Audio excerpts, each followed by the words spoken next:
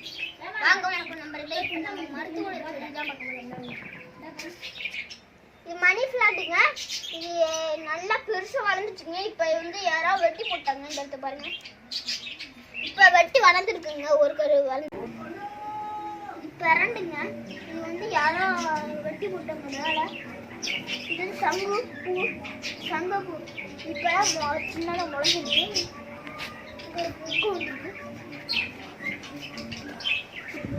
இது கத்தாழைங்க.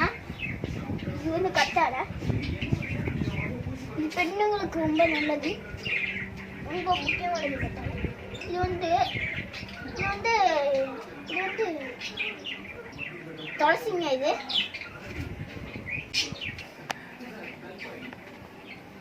வந்து கருப்புரி இலைங்க. இது வந்து பால் செடி. இது கருப்புரி இலைங்க. இது வந்து தீக்கிளிங்க.